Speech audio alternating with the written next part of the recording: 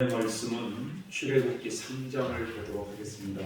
창세기 다음에 출애굽기 구약 성경입니다. 구약 성경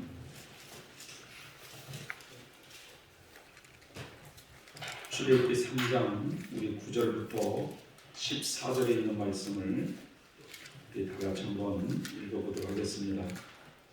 출애굽기 3장 9절부터 14절 우리 한 절 한 절 또박또박 한번 읽어봅시다. 시작. 이제 이스라엘 자손의 부르짖음이 내게 가라고 애굽 사람이 그들을 괴롭게 하는 학대도 내가 보았으니 이제 내가 너를 바로에게 보내어 너로 내 백성 이스라엘 자손을 애굽에서 인도하여 내게 하리라. 모세가 하나님께 고하되 내가 누구간데 바로에게 가며 이스라엘 자손을 애굽에서 인도하여 내리니까 하나님이 가라사대 내가 정녕 너와 함께 있으리라. 네가 백성을 애굽에서 인도하여 낸 후에 너희가 이 산에서 하나님을 섬기리니 이것이 내가 너를 보낸 증거니라. 모세가 하나님께 고하되 내가 이스라엘 자손에게 가서 이르기를 너희 조상의 하나님이 나를 너희에게 보내셨다 하면 그들이 내게 묻기를 그의 이름이 무엇이냐 하리니 내가 무엇이라고 그들에게 말하리이까. 하나님이 모세에게 이르시되 나는 스스로 있는 자니라. 또 이르시되 너는 이스라엘 자손에게 이같이 이르기를 스스로 있는 자가 나를 너희에게 보내셨다 하라. 아멘. 2021년도 한 해를 시작하는 여러분의 심령과 가정과 여러분의 사업 도전에 하나님의 큰 돌보심과 축복이 임하시길 예수님의 이름으로 기원을 드립니다.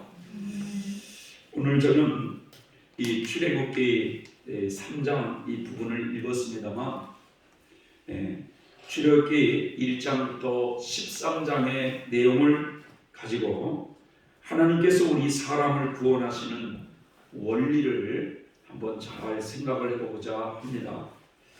이 말씀을 들으면 하나님께서 우리 인간을 이런 원리로 구원을 하시는구나 라는 이런 깨달음이 오늘 이 시간에 있기를 바랍니다. 자, 이스라엘 백성들을 하나님은 샘플로 해가지고 하나님께서 택한 백성을 어떻게 구원하시는가를 여러분 잘 기억을 해보시길 바랍니다. 제가 어제 이 출애굽기를 40장까지를 2번을 읽었어요. 2번을 읽으니까 빨리빨리 읽은 형이 아니고 하나하나 음미해가면서 읽어보니까 4시간이 걸렸어요. 4시간이. 그래서 이 출애굽기 1장부터 13장을 여러분들에게 요약을 하면 여러분들 많이 들었던 이야기입니다. 잘 들어보시기 바랍니다. 믿음의 조상 이 아브라함과 그 후손들에게 하나님께서 영원한 기업으로 주시겠다고 하나님이 약속하신 땅이 있었습니다. 그 땅이 무슨 땅인지 기억하십니까? 가나안 땅이었습니다. 가나안 땅. 그래서 지금의 그 이스라엘 땅을 말하고 있는 거예요. 그 이스라엘 땅을 아브라함과 그의 후손들에게 영원히 그 땅을 주겠다고 약속을 하셨어요. 그러나 아브라함의 손자 야곱 때에 그 가나안 땅이 큰 흉년으로 살기가 너무 어렵게 되자 이 야곱은 70여 명의 가족들을 거느리고 이 가나안을 떠나서 이집트 나라로 내려가게 됩니다. 당시에 그 이집트의 임금 바로는 흉년 재앙을 아주 지혜롭게 벗어나게 했던 이 요셉을 매우 신임했기 때문에 그 요셉의 아버지를 비롯해서 그의 가족들을 그 이집트의 고센 지역에 살 수 있도록 그 삶의 터전을 마련해 주는 거예요. 자, 세월이 흘러서 이스라엘 백성들은 점점 불어나기 시작했고 요셉도 죽고 당대 요셉을 알고 있던 그 이집트 사람들도 이제 다 죽은 거야. 이제는 요셉을 전혀 알지 못하는 새로운 임금이 그 이집트 나라를 다스리게 되면서 점점 불어나는 이스라엘 백성들을 핍박을 하기 시작하는 겁니다. 저 백성을 그냥 가져서는 안 되겠구나, 우리나라에 큰 위협이 되겠구나 생각하고 이스라엘 백성들을 핍박하기 시작하는데, 그 이스라엘 백성들을 중노동을 시키는 거예요. 이제 중노동을. 핍박의 강도를 점점 더 강하게 가더니, 이제는 이스라엘 여인이 아이를 낳을 때 남자아이면 하숫가에 버리라는 그 명령까지 내려지면서 이 핍박의 강도가 극에 달해요. 여러분, 그런 가운데 모세가 태어납니다. 그런데 이 모세의 부모는 이 아이가 너무 사랑스러우니까 3개월 동안 몰래 숨기다가 이 더 이상 안 되겠다 싶어가지고 갈대 상자에 그 어린아이를 담아가지고 그 나일강에 떠내 보낼 때 어머니 마음이 얼마나 아팠겠어요. 여러분, 그 정도의 핍박이라면 여러분들 같으면 그곳에서 살고 싶은 마음이 있겠습니까? 그때 마침 이집트의 공주가 그 나일강에 목욕하러 왔다가 웬 상자 안에서 아기 울음소리가 나가지고 그걸 보니까 세상에 웬 아이가 그 바구니 안에 들어있는 거예요. 그래서 이 공주는 생각을 합니다. 이건 틀림없이 히브리인 아이다. 그래서 이 공주의 참 특언으로 인해서 이 모세가 바로의 그 궁중에서 살게 되는 은혜를 입어요.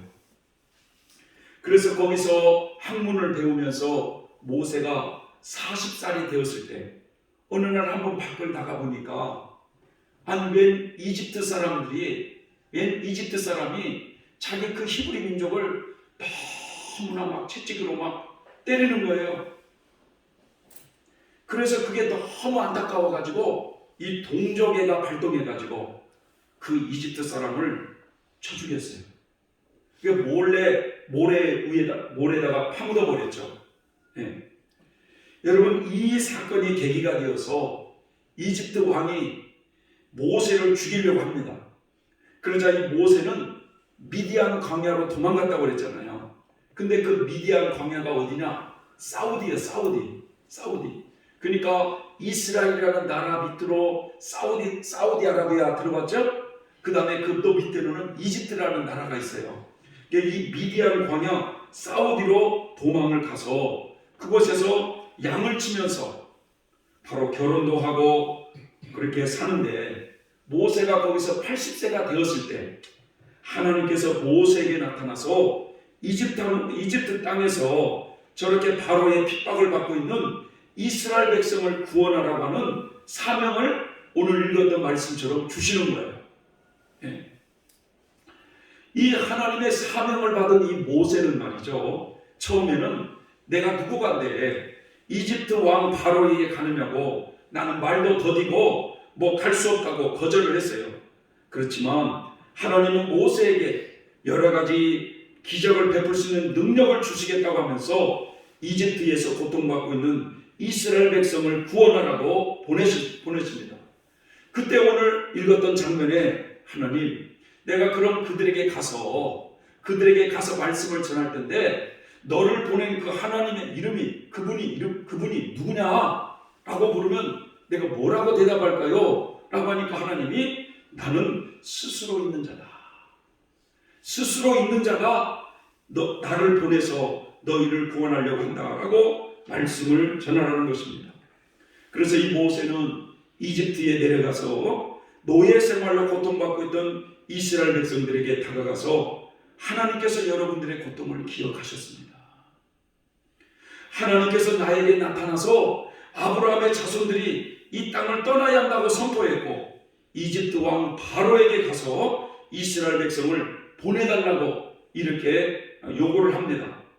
그러자 이 이집트의 바로가 얼마나 고집이 세는지, 여호와가 누구간데 내가 이스라엘 백성을 보내겠느냐?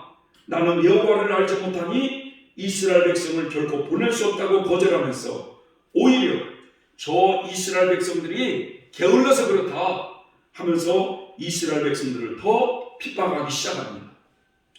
그때부터 이집트 땅에는 10가지의 재앙이 막 일어나기 시작합니다.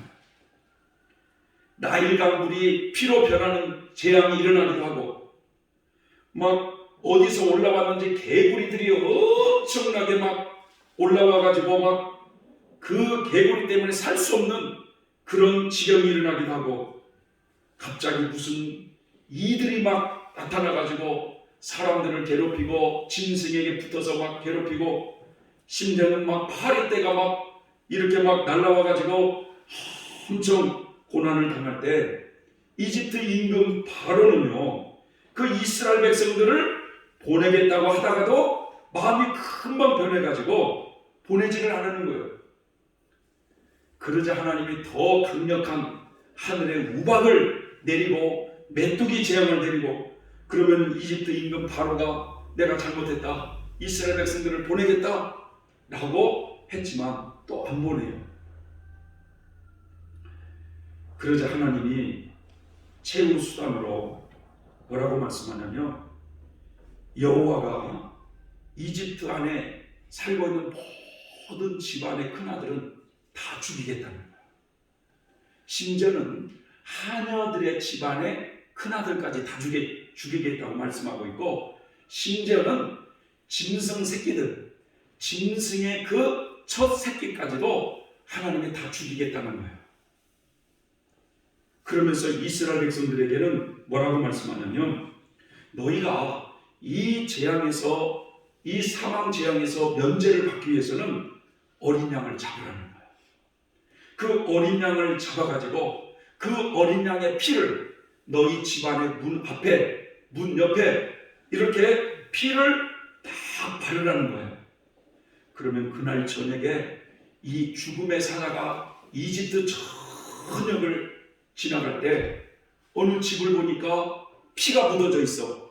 그러니까 이 집안은 죽었구나 생각하고 넘을 월 해서 유월절이라고 하는 이 놀라운 이 사건을 통해서 이스라엘 백성들이 거기서 출애굽의 역사를 경험합니다.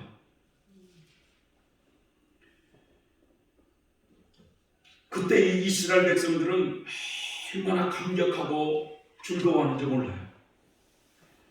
여러분, 이게 출애굽기 1장부터 여러분 13장까지 그 성경에 이스라엘 백성들을 출애굽하는 그 과정이 기록되어 있어요.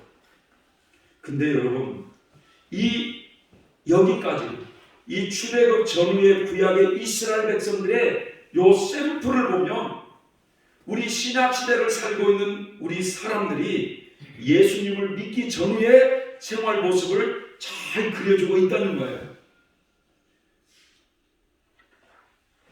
자, 이제부터 이 이스라엘 백성들의 이 모형적 진리를 먼저 하나하나 설명을 해볼게요. 잘 들어보세요.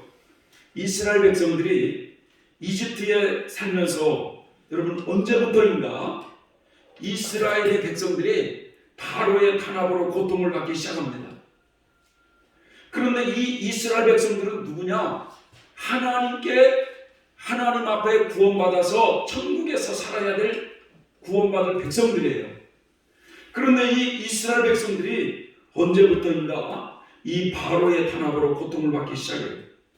그런데 그 고통이 점점 심해져서 더 이상 이곳에서는 못 살겠다, 더 이상 이곳에는 못 살겠다고 괴로워하고 탄식하고 있는 이 모습이 뭐냐 이거예요.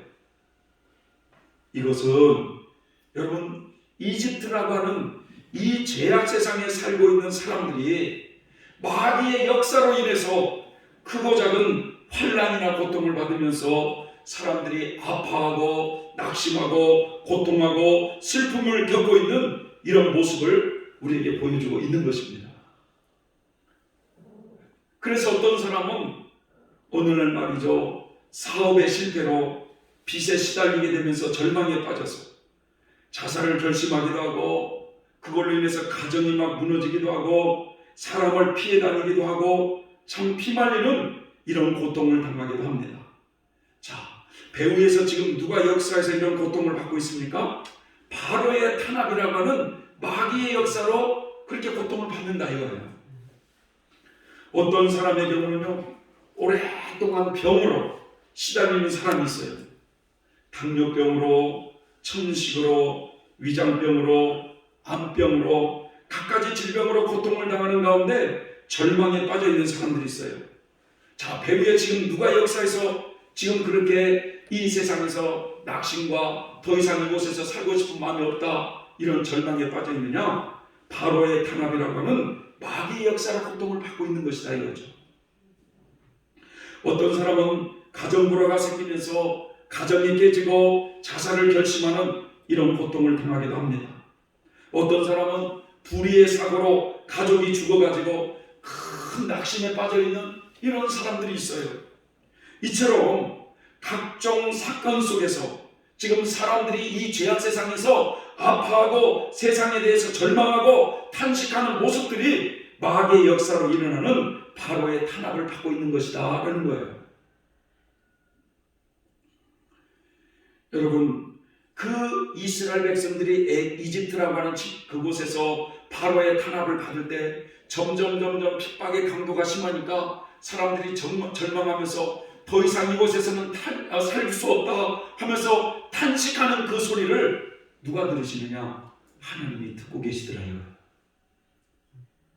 자, 그러면 여기서 중요한 것은 이집트에 살고 있던 이스라엘 백성들이 왜 여러분 평안하게 그렇게 잘 먹고 잘 살아야 되는데 왜 바로의 탄압을 받아야만 하느냐 이거예요. 이집트 땅에서 살고 있는 이스라엘 백성들에게 이 바로의 탄압이 없이 모든 것이 풍족하고 안락한 생활을 하고 있다고 한다면 여러분 그들은 결코 이집트 땅을 떠나지 않을 것입니다. 그러니까 하나님께서는 그 당신의 백성들을 그 이집트에서 불러내기 위해서는 더 이상 이곳에서는 살고 싶지 않다라고 하는 이런 바로의 탄압이 있어야 하는 것처럼 이 죄악 세상에서 여러분 모든 것이 풍족한 가운데 잘 먹고 잘 살게 되면 사람은 하나님을 찾지 않게 되어 있다는 거예요.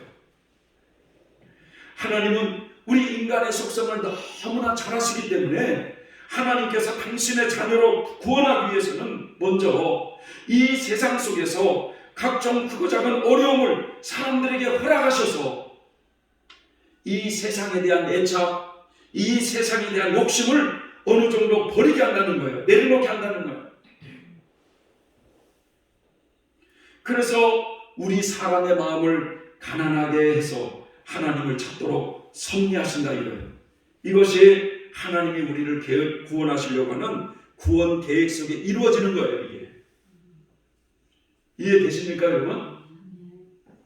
따라서 모든 성도들이요 구원을 받기 전에 온갖 불행한 사건들과 괴로운 일들을 어느 정도 겪게 하시면서 마음이 가난하게 낮아지게 해서 하나님을 찾도록 하기 위해서 하나님께서 여러분 우리에게 세상 사람들에게 그렇게 고난을 이 모양 저 모양의 고난을 허락하신다는 거예요. 자, 그래서 사람들은 이 고난을 받으니까 마치 이스라엘 백성들이 더 이상 이 땅에서는 못 살겠다고 탄식하는 소리, 신음하는 소리를 하나님께서 들으신 것처럼 이 죄악 세상에서 그렇게 탄식하는 소리를 하나님께서 들으시고 이제 그 고통받는 영혼을 구원하기 위해서 지금 이제 누구를 보내셨느냐? 모세를 보내시지 않습니까? 모세를. 그 이집트에서 고통받고 있는 이스라엘 백성들, 탄식하는 이스라엘 백성을 구원하기 위해서 모세를 보내는 것처럼 여러분 이 죄악 세상에서 이 모양 저 모양 고통하고 탄식하는 사람들을 하나님께서 구원하기 위해서 우리에게 모세와 같은 성령님을 보내신다 이거예요.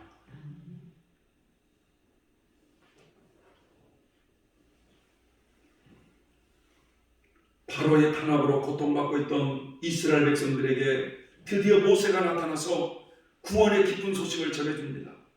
하나님께서 여러분의 탄식하는 소리를 들으신 겁니다. 하나님께서 고통받는 여러분들을 구원하기 위해서 저를 이 땅에 보내신 것입니다.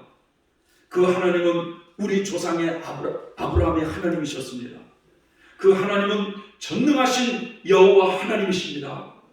우리 조상 아브라함을 기억하셔서 나를 여러분들에게 보내신 것입니다. 그래서 이집트에서 고통받고 있던 이스라엘 백성들에게 모세가 나타나서 그 구원의 소식을 전해주고 있는 이것은 이 세상을 살면서 이 모양 저 모양으로 고통받고 있는 사람들에게, 낙심과 절망에 빠져 있는 사람들에게 구원의 기쁜 소식을 전해주고 있더라는 거예요. 누가 전해주느냐? 대체적으로 복음을 먼저 받아들인 사람들을 통해서 복음을 전하는 거죠. 이해되십니까, 여러분? 그러면 우리가 먼저 복음을 전해가지고 그런 사람들에게 복음을 전하는 게 이게 모세의 나타남이냐? 그게 아니라 우리가 그렇게 열심히 예수를 믿어야 된다고 전하는 이 도구로 사용할 때 거기서 성령이 역사한다, 이런 뜻이죠. 그래서 이런 과정에서 대체적으로 복음을 전하는 전도자들을 통해서 사람들이 이 소식을 듣고 교회를 나오기 시작합니다. 자, 위중한 병으로 낙심에 빠져 있는 사람에게 하나님을 믿으면 병을 고칠 수 있다라고 하는 이 기쁜 소식을 듣고 교회 생활을 시작하는 사람도 있고, 가정에 큰 어려움이 생겨서 낙심에 빠져서 자살을 결심하고 있던 사람이 어떤 신앙인의 도움으로 교회 생활을 시작하는 경우도 있고, 각종 어려운 형편에서 신앙생활을 시작하게 되는데, 문제는 그렇게 교회 생활을 시작한다고 해서 그것이 곧 나에게 모세의 나타남이다 이렇게 말해서는 안 되는 거예요. 교회 생활을 시작하면서 말씀을 조금씩 들어가면서 조금씩 하나님에 대한 믿음이 깨달아지고 천국이나 지옥에 대해서 조금씩 알게 되면서 어느 날 성령의 역사로 하나님이 계시는구나 라는 믿어지는 것이 모세의 나타남이에요. 이 모세의 나타남을 경험하게 되면요, 야, 진짜 하나님 살아계시나 보다. 사람이 죽으면 모든 것이 끝나는 줄 알았는데 죽음 이후에 저 세상이 있구나. 이런 것을 영적인 체험을 하게 되는 거예요. 근데 이게 성령의 은혜로 된다 이겁니다. 이 모세의 나타남을 경험하게 될 때 사람마다 하나님이 살아계심을 강하게 체험하는 사람도 있고 좀 약하게 체험하는 사람도 있는데, 이 강한 영적 체험을 했던 분 중에 한 분을 제가 소개하면 천국과 지옥을 직접 경험했던 분이 있어요. 이분이 누구냐? 박영문 성도님이라는 분이 있어요. 박영문 성도.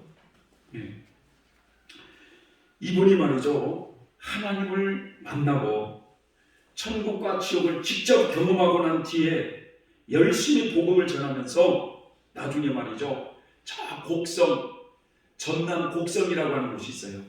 전남 곡성에 다니엘 기도원을 세우신 분이죠. 이분이 지금은 소천하셨습니다. 이분이 어떤 분이냐? 광주 꽝패였어요. 꽝패. 이분의 아버지도 아주 그러더니 자기도 예수 믿는 사람들을 이유 없이 그렇게 싫어했다는 거예요. 이유 없이. 그런 사람 있잖아요. 이유 없이 교회 가는 사람 미워하는 사람 있지 않습니까? 그런데 그렇게 아버지도 예수 믿는 사람들을 싫어하고 자기도 그렇게 예수 믿는 사람들은 아주 밥맛없다고 하면서 싫어했는데 자기 집안의 그 형님이 예수를 믿은 거예요. 그러니까 이 사람이 꽝패였잖아요. 형님을 형으로 생각하지도 않았다는 거야. 어느 날 아버지가 돌아가셨을 때 형님이 예수를 믿으니까 웬 형이 교회 다닌 사람 몇 사람을 집으로 데리고 와가지고 아버지 죽은 시신 앞에서 찬양을 부르고 주여 주여 하더라는 거예요. 이런 모습을 보면서 너무 화가 나가지고 바깥에 그 새스랑 있잖아요. 새스랑. 이 새스랑을 들고 나와가지고 그 방으로 들어가서 다 죽인다고 뛰어들으니까 뒷문으로 다 도망을 가더라는 거예요.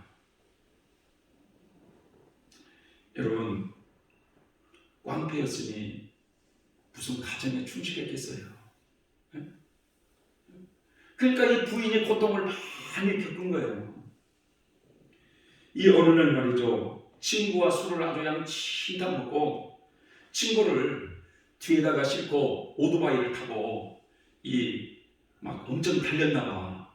그런데 이 좌회전 금지 구역에 그만 좌회전을 하다가 이 차하고 딱 부딪혔어요. 딱 차에서 부딪혀가지고 그 친구는 거기서 그냥 붕 떠가지고 그 아스팔트에 내진탕이 돼가지고 15일 만에 식물인가로 있다가 죽었어요, 친구는. 그런데 이 사람은 별로 크게 다치질 않았어. 그래가지고 친구가 죽었으니 이 사고로 이분이 영등포 구치소에 이제 이분이 감옥에 들어갔습니다. 그런데 말이죠, 그 광주에 사는 그 어머니가 그것도 자식이라고 그렇게 그 자식을 꼬박꼬박 면회를 오는데 정작 자기의 그 몸과 같은 이 집사람인 아내는 면회를 한 번도 안 오더라는 거야.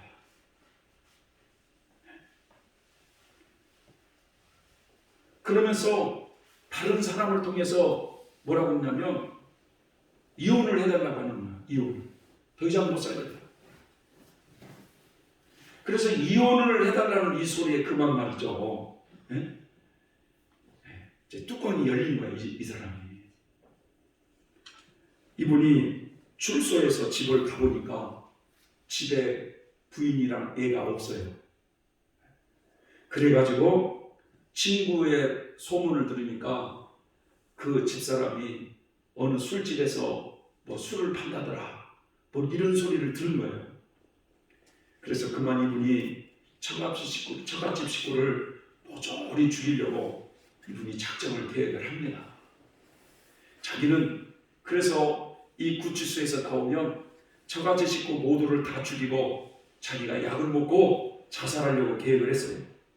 그래서 어느 날 이제 구치소에서 나와가지고 처갓집을 몇 번을 말이죠, 뭐라고 할까, 탐색을 했다는 거야. 어떻게 죽일까? 어떻게 죽일까? 자기 생각에는 석유 한 드럼을 사가지고 그 집에다가 뿌려놓고 불을 지르고 나오지 못하도록 이 자물쇠를 잠가놓고 그렇게 그들이 죽었다는 것을 눈으로 확인하면 자기는 한강에 가서 밥 먹고 죽으려고 계획을 다 했어요. 그런데 말이죠, 이분이 마지막 이런 일을 계획하려고 하다가 그래도 마지막으로 내가 죽기 전에 광주에 있는 어머니를 한번 보고 죽어야 되겠다 하면서 그렇게 그래도 자식이라고 나한테 그렇게 면회오는 그 어머니를 얼굴을 한번 봐야 되겠다 하면서 광주로 내려가서 이제 어머니를 뵙고 그날 저녁 10시 고속버스를 타고 올라오면 그 범행을 하려고 딱 계획하고 있었는데 저녁밥을 먹고 이제 저녁 그 10시 차를 기다리다가 조금 시간이 있어가지고 자기 방 안에서 이렇게 누워있는데 그때 갑자기 그 자기 방에 환한 빛이 비치더니 이리 오너라 라는 음성이 들리면서 왜 뭐가 이렇게 내려오더라는 거예요. 그런데 무슨 자동차 같은 것이 이렇게 내려오는데 거기에 사람 같지는 않은데 거기에 사람 두 사람이 앞뒤로 다 타 있더라는 거예요. 그러면서 자기 보고 뭐라고 하냐면 여기를 타라고 딱 그러더래요. 자, 그때 딱 그 말씀에 자기 영혼이 그 자기 몸에서 빠져나와서 자기가 들어있는 모습을 보고 있는 거예요. 그러면서 그 차가 말이죠, 어디로 그냥 쭉 가더니 이분이 말이죠, 거기서 천국과 지옥을 보게 된 거예요. 그래서 그 지옥을 하나님이 잠깐 보여줬을 때 그 몇 년 전에 죽었던 자기 아버지를 보여주는데 너무너무 기가 막히게 이 아버지가 그렇게 예수를 싫어했잖아요. 그런데 이 아버지가 이 독사 3마리에 똘똘 감겨가지고 이 독사가 숨을 못 쉬게 아버지를 그렇게 감기고 그렇게 막 살을 뜯어먹는 이렇게 해서 아버지가 막 피투성이가 돼서 막 그렇게 너무너무 고통스러워하는 그 모습, 아버지라고 불러도 그 소리를 듣는지 안 듣는지 아버지는 그렇게 고통하고 있는 그 모습을 자기에게 보여주고 너무너무 괴로웠다는 거예요. 여러분, 그래서 그분이, 꽝배 같은 그분이, 여러분, 이 천국과 지옥을 하나님이 다 보여주고 이제 지상으로 내려갈 때 뭐라고 말씀하냐면 두고 보리라 라고 그랬대요. 두고 보리라. 너의 삶이 어떻게 되는지 내가 두고 보리라. 그러니까 이분이 막 간증할 때마다 항상 두고 보리라고 하는 그 음성이 자기에게 떠나지 않는다는 거야. 이분이. 그래가지고요, 그 체험을 하고 가장 먼저 자기 형님 집을 찾아가니까 완전히 그 동생이 꽝패잖아요. 그러니까 형수님이 다리를 벌벌벌 떨더라는 거예요. 무슨 일을 저지르러 왔는지.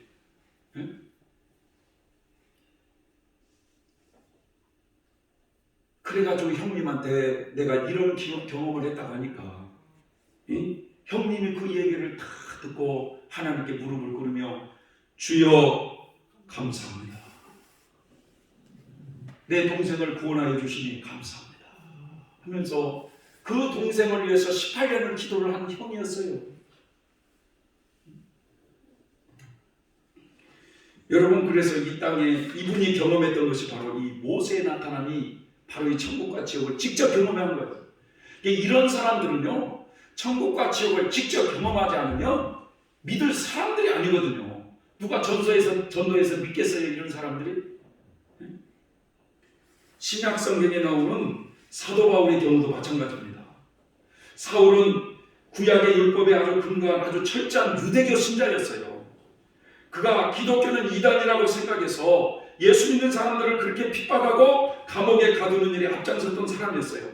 그랬던 그가 저 예수 믿는 사람들이 어디에 모여있다는 첩보를 들고 그 사람들을 잡으러 가는 도중에 다메섹이라고 하는 곳에서 예수를 만나요. 태양빛보다도 더 밝은 빛이 그 사울을 비추니까 사울이 그냥 말에서 떨어지고 눈이 멀어버렸어요. 그때 하늘에서 음성이 들립니다. 사울아, 사울아, 네가 어찌하여 나를 핍박하느냐. 주여, 당신은 누구십니까? 나는 네가 핍박하는 나사렛 예수니라 라고 하는 이 음성을 들었을 때 자기가 생각할 때 예수는 하나님께 저주를 받아 십자가에 죽은 줄 알았는데 그 나사렛 예수가 살아계시구나 라는 것을 깨달은 것이 사도 바울에게 있어서도 모세의 나타남에 성령의 역사, 하나님이 살아계시구나를 체험하더라는 거예요. 여러분, 이처럼 모세의 나타남을 경험하고 나면 이제부터 하나님께서 그 사단의 종에 오랫동안 잡혀있던 그 사람을 빼내는 작업을 하는데 그 작업이 뭐냐? 바로 10대 재앙이라 이거예요. 10대 재앙. 잘 보세요. 구약에서 이스라엘 백성들을 탄식하고 괴로워하는 그 이스라엘 백성들에게 모세를 통해서 기쁨의 소식을 전해주고 그 이스라엘 백성들을 보내라고 하니까 이집트의 임금이 나는 못 보내겠다고 하니까 그때부터 재앙이 떨어지면서 그 이스라엘 백성들을 그 이집트의 손에서 건져내고자 하는 이 역사가 이루어지지 않습니까?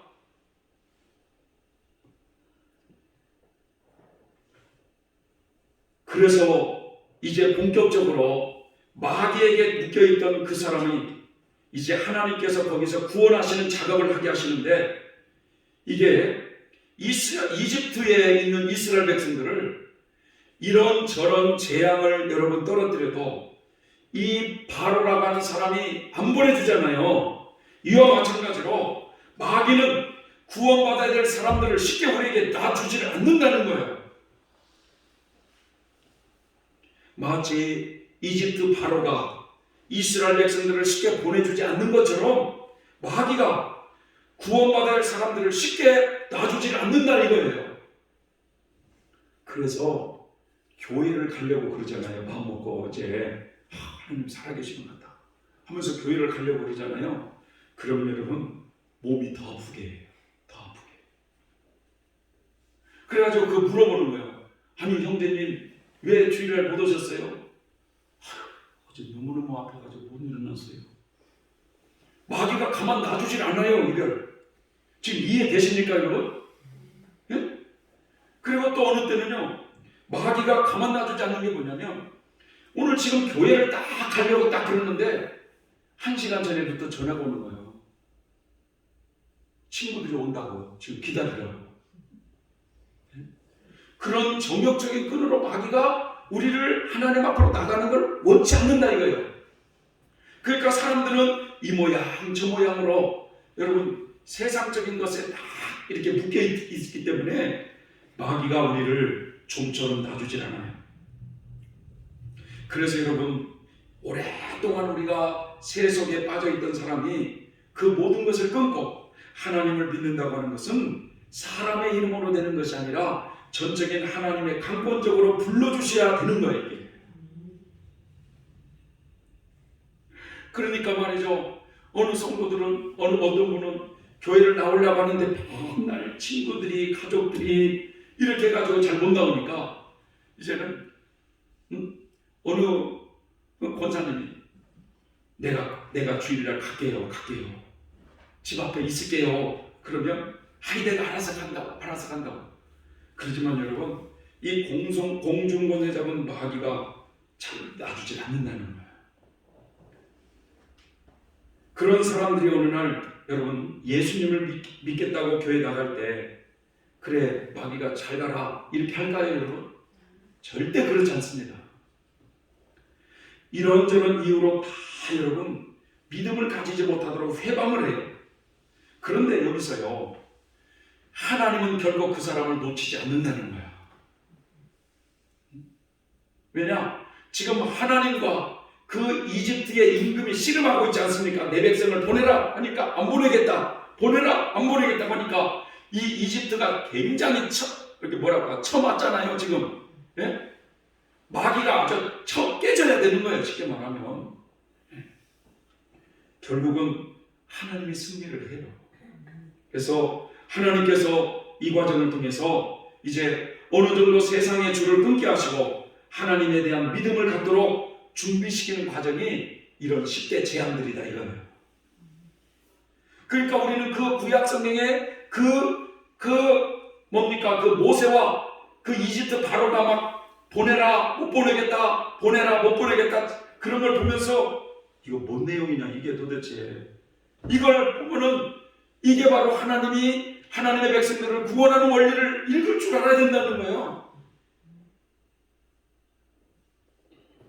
참고로 말이죠.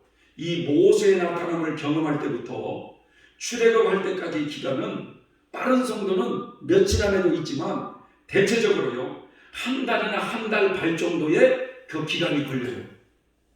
모세의 나타남부터 시작해서 출애굽까지는 한 달 반 정도의 그런 기간이 걸린다 이거예요. 그러다가 여러분 하나님께서 기가 막히게 그 영혼을 구원하시는 출애굽 사건을 경험하게 됩니다. 그래서 이 출애굽 사건은 성도들에게 있어서 매우 중요하고 핵심적인 거예요. 이게 출애굽을 하기 직전에 하나님께서 이스라엘 백성들에게 어린 양을 잡으라고 그랬잖아요. 그 어린 양을 잡아가지고 그 피를 문 임방과 좌우 설치에 뿌리라고 했잖아요. 그래서 이 죽음의 사자가 이집트 전 지역을 지나갈 때 그 집에 피를 보고 그냥 넘어간다고 하는 것이 유월절이에요. 이것은 죄인들을 위해서 십자가의 피를 흘리셔 죽으신 예수님의 그 보혈로 구원받게 되는 것을 가르쳐 말씀하고 있는 것입니다. 베드로전서 1장 18절부터 19절을 보면 너희가 알거니와 너희 조상의 유전한 망령된 행실에서 구원을 받는 것은 은이나 금같이 없어질 것을 하는 것이 아니요 오직 흠없고 점없는 어린 양 같은 그리스도의 보배로운 필요한 것이니라. 이게 예수님의 보혈을 믿음으로 구원을 받게 된다 이거예요. 그래서 여러분 예수 그리스도가 죄인을 구원하러 이 땅에 오셨다는 거예요. 이 땅에. 그래서 이 출애굽 사건을 경험하게 되면 지옥에서 천국 백성으로 바뀌는 순간이에요. 여러분. 하나님의 자녀로 태어나는 순간입니다. 여러분.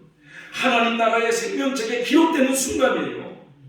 여러분 이 감격이 얼마나 큰지 몰라요. 얼마나 큰지 몰라요.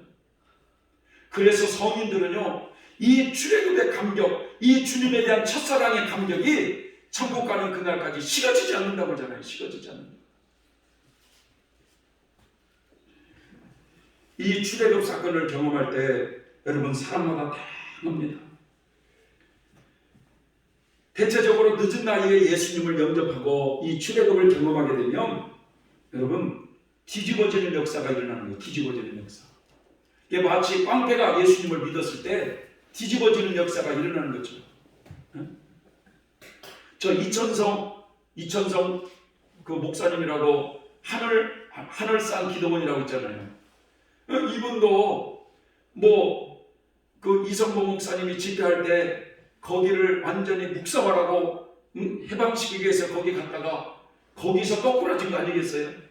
그래서 들리는 소문에는 3일 동안 떼굴떼굴 부르면서 하나님 앞에 회개를 하면서 출애굽을 경험했다고 해요. 여러분이 출애굽을 체험할 때 얼마나 많은 눈물을 흘리면서 지난날의 죄를 고백하면서 출애굽 경험하는지 모릅니다. 이 출애굽 체험을 하게 될 때 사람들에게 나타나는 성령의 역사는 다양하게 역사하고 있어요. 어떤 사람은 오랫동안 병으로 고생했던 사람이 여러분 교회에 나오기 시작하면서 부흥회 때나 아니면 목사님의 안수 기도를 통해서 그 병이 치료되는 기적을 맛보면서 출애굽 경험을 하는 사람도 있어요. 어떤 사람은 환상이 열리기 시작하면서 각종 은사 체험을 하면서 출애굽 경험을 하는 사람도 있습니다. 어떤 사람은 찬송을 부르다가 눈물이 막 주체할 수 없이 흘리면서 출애굽 경험을 하는 사람이 있는가 하면 어떤 사람은 세례를 받는데 그 불덩어리가 자기의 가슴에 확 박혀가지고 그 뜨거움을 체험하면서 큰 감동을 받고 출애굽 경험을 하는 사람들이 있어요. 병을 고침받고 출애굽 경험하는 사람은 치료의 하나님을 강조하게 되어 있는 거예요. 하나님은 못 고칠 병이 없으시다. 하나님은 치료의 하나님이시다. 그런 자랑을 하기도 하죠. 왜냐? 자신이 병을 통해서 하나님을 만났기 때문에 그래요. 찬양을 통해서 이 출애굽 경험을 한 사람은 이 찬양의 중요성을 강조하게 되어 있어요. 그렇게 하나님을 만났기 때문에. 세례를 통해서 이 출애굽 경험을 한 사람은 이 세례가 얼마나 중요하다고 강조할 수밖에 없는 거예요. 여러분 이러한 감격과 풍성한 은혜 체험을 통해서 여러분 주님을 만나게 됩니다. 그래서 이 주님에 대한 이 첫사랑을 뜨겁게 고백하게 하셔서 천국을 향해서 이제 순례자의 길이 시작이 되는 거예요. 하나님이 사람을 구원하신 원리가 이런 원리입니다. 우리의 믿음 생활을 돌아보면 여러분 하나님이 이런 원리로 다 우리를 부르셨다는 걸 알아야 돼요, 여러분. 제가 마지막으로 한 성도님의 간증을 이야기를 해드리겠습니다. 가난한 농가의 3남 3녀 중에 막내로 태어나서 항상 약골인데다가 어수룩해서 친구들에게도 툭하면 맞았던 어린 시절이었다고 해요. 누가 때려도 저항 한번 못하고 매번 얻어 터지기만 하고 집으로 오는 길에 힘센 친구들의 책가방은 항상 자기 차지했다는 거예요. 아마 그때부터 자기 마음에는 상처가 생기기 시작했다고 그런데 중학교 때도 키가 작아가지고 학년마다 매번 10번 이상을 넘어가지 못했대요. 성격도 내성적이라 조용하게 학교를 다녔고 이 공부에도 큰 흥미를 느끼지 못하고 그리고 가난해서 중학교를 졸업하자마자 일찍 서울에 있는 작은 형 밑에서 사회생활을 하기 시작했다고 합니다. 그런데 이 형이 조그마한 사업을 하는데 월급은 나중에 목돈으로 만들어 받기로 하고 3년간 열심히 일을 했는데 회사가 부도가 나는 바람에 그동안의 월급은 고사하고 빚을 갚아야 하는 형에게 아버지 유산으로 받은 조그마한 땅도 서슴없이 그 형에게 내어주었다고 합니다. 그래서 자기는 가난이 계속되었고 그런 사회생활 속에서 한 여인을 만났다는 거예요. 그래서 이제 그 여인을 만나서 연애하면서 자주 뭐 싸우기도 하고 서로 지지 않으려고 싸웠는데 언제나 싸우고 나면 항상 사과하는 쪽은 자기였다고 합니다. 그러다가 우연히 이제 그 사람들이 이제 결혼을 하게 되었는데 결혼 2년 만에 아이를 낳았어요. 그런데 이 아이를 낳은 지 한 달 만에 아내가 이유를 알 수 없는 이유로 이혼을 요구했고, 그래가지고 뭔가 이상하다는 느낌이 들어서 그 아내를 미행해 보기 시작했다는 거예요. 그러던 어느 날 이 아내가 다니던 그 회사 사장하고 부정한 그런 현장을 이분이 목격을 한 거예요. 상상조차 못했던 일이요, 하늘이 무너져야 됐다고 합니다. 그 어떤 말로도 자기의 심정을 표현할 수 없는 일이었대요. 그러나 아직 이제 갓 태어난 애를 생각해서 없는 일로 하자며 오히려 자기가 사정사정해서 그 부인을 집으로 데려왔다는 거예요. 그런데 이 아내는 냉정하고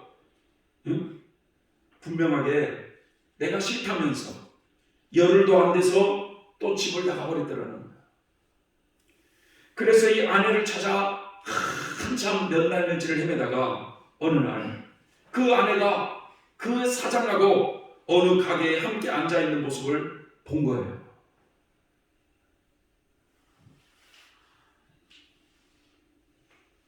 여러분 같으면 칼 들고 찾아가지 않겠습니까?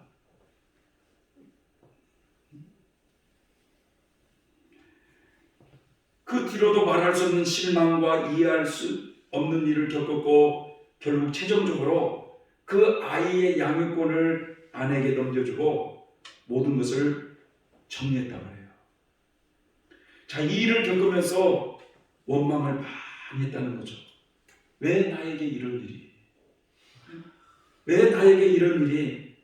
그렇게 사장을 죽이려고 치밀하게 계획을 짜고 밤을 새우기도 하고 그녀가 저주받아 죽기를 바라는 마음으로 그렇게 살기도 하고, 매일매일 술을 마시다가 지쳐가지고 잠이 들면 악몽에 시달리고 깨면 또다시 술을 찾고, 그렇게 나날이 쌓이는 분노와 고통은 자기를 더욱 깊은 수렁으로 빠지게 했고, 결국은 자신에 대한 학대와 세상에 대한 분노만이 쌓아가더라는 거예요. 왜 하필 나에게 이런 일이, 왜 하필 나에게 이런 고난이 찾아왔는지, 내가 무슨 죄가 있어 이런 고통을 겪어야 하는지 너무도 억울하고 분에 미칠 것 같았다는 거예요. 바로 그때 누님이 찾아와서 하나님이 너를 부르시는 거야. 교회에 나가야 돼 라고 하면서 강제로 누님이 자기를 교회에 데리고 나갔다고 합니다. 그래서 이 아픈 마음을 달래보려고 역시 교회에 열심히 다니기 시작했대요. 말씀을 들으면서도 마음은 콩밭에 가 있어서 말씀도 생소하고 잘 이해가 되지 않았고, 무조건 믿으면 되겠지 하고 생각하고 기도도 조금씩 하게 되었는데 또 예배도 열심히 참석을 했다는 겁니다. 그런데 어느 날 주님이 우리에게 가르쳐 주신 그 기도, 주의 기도, 거기에 저희에게 잘못한 일을 저희가 용서하오니 저의 죄를 용서해 주십시오 라고 하는 이 대목에 목이 메어 눈물이 쏟아졌다는 거예요. 자신을 더 아프게 하는 그것은 바로 이 용서라고 하는 것이 도저히 안 되더라는 거예요. 그 왜 그러냐면 이 용서라고 하는 이 얘기만 나오면 속에서 지배를 받겠다는 거죠. 왜냐? 그 사장의 이름이 용서였대요.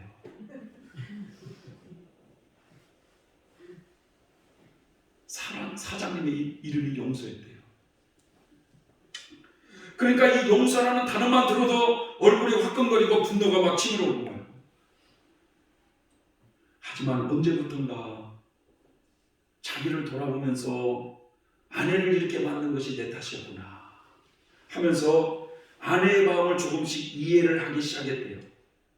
모든 것이 내 탓이야. 내 탓이야. 내가 아내를 이렇게 내몰았다 생각하고 아내를 조금씩 용서하기 시작했대요.